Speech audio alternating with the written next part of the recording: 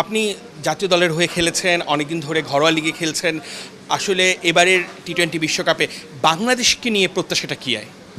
না, বাংলাদেশকে নিয়ে প্রত্যাশা অনেক বেশি। রিজন অফ এখানে স্লো টার্নিং উইকেট, এখানে বাউন্সও করতেছে বা বল টার্নও করতেছে, বল নামতেছে। ওইটার জন্য আমাদের ব্যাটসম্যানদের একটু ডিফিকাল্ট হবে, বাট আমরা use to.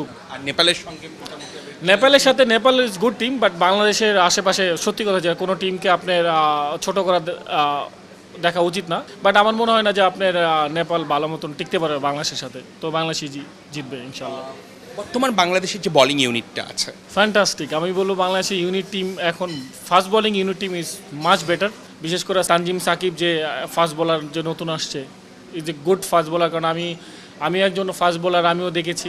Is a very young. Taskin সবসময় ভালো বল করতেছে। দেন আপনার মুস্তাফিজ ফ্যান্টাস্টিক বোলিং। কারণ মুস্তাফিজ দিনে সবাই কথা বলতেছে এই সব উইকেটে মুস্তাফিজ ভেরি ভেরি ডেঞ্জারাস বলার। কারণ ওর স্লোয়ার বলেন, ঠিক আছে, ওর কাটারগুলা ভেরি ভেরি ডিফারেন্ট। কারণ লাস্ট ওভারও বল করতে আমাদের 4 রান দিয়েছে। তো এটা অনেক বড় একটা বিষয়। এটা আমরা কিন্তু গেল কয়েক বছরে অনেকগুলো ম্যাচই খুব ক্লোজলি হেরেছি। তবে এই ক্লোজলি হারার বিষয়ে কিন্তু একটা বিষয় খুব করে মনে পড়ে, সেই এশিয়া কাপের ফাইনাল যে ম্যাচটাতে আপনি খেলেছেন।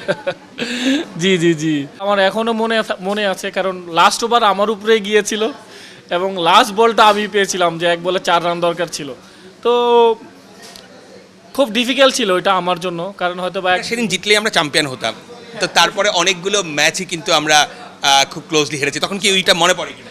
ডেফিনেটলি মনে পড়ে। কারণ সাউথ আফ্রিকার সাথে সেম একই আমাদের ছিল।